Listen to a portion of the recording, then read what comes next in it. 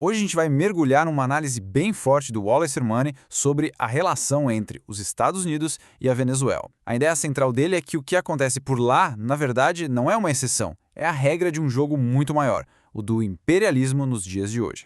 E o ponto de partida do Armani, a tese central dele, se resume a isso aí: intervenção, aberta ou disfarçada.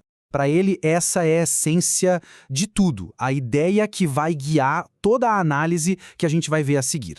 Então, para começar, vamos entender como o autor diz que os Estados Unidos enxergam a Venezuela. Olha, aqui o Armani aponta uma coisa que ele acha crucial. Ele argumenta que, para Washington, a Venezuela não é tratada como um país soberano, sabe? Mas sim como um problema a ser administrado. O discurso público pode até falar de democracia, de direitos humanos, mas por trás, segundo o autor, a estratégia é sempre a mesma: conter ou, no limite, eliminar. Certo, mas em que teoria o Armani se baseia para dizer tudo isso? Vamos dar uma olhada no framework que ele usa. Então, a base de toda a análise dele vem da teoria do imperialismo de Lenin. A definição, como a gente vê, é a chave. Um sistema em que as potências centrais competem pelo controle de territórios e principalmente de recursos estratégicos. O objetivo, veja bem, não é necessariamente anexar o território, mas sim ter o controle indireto.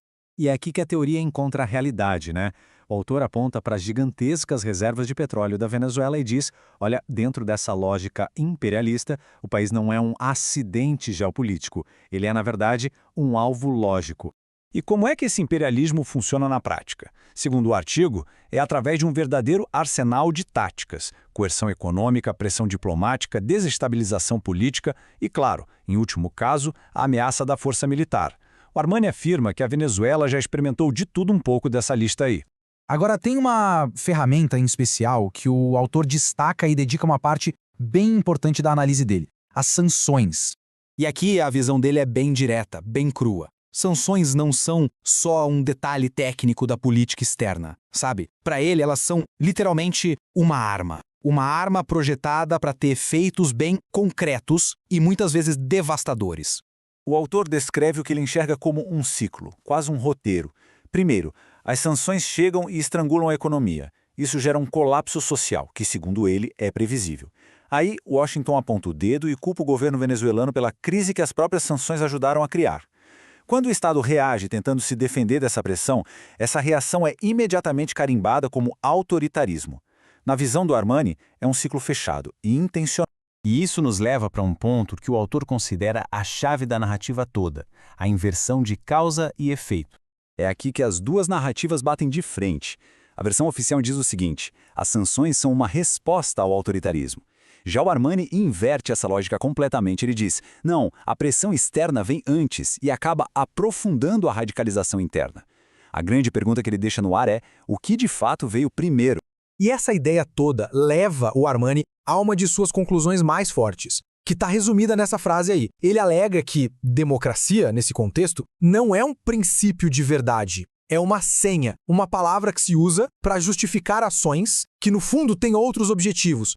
Beleza, com essa base toda em mente, o Armani começa a apontar o que ele vê como as grandes contradições da narrativa oficial. E ele joga uma pergunta no ar que, na visão dele, meio que desmonta o discurso oficial. Se as justificativas são para valer, são sinceras, como é que se explica o que ele chama de contradições insolúveis?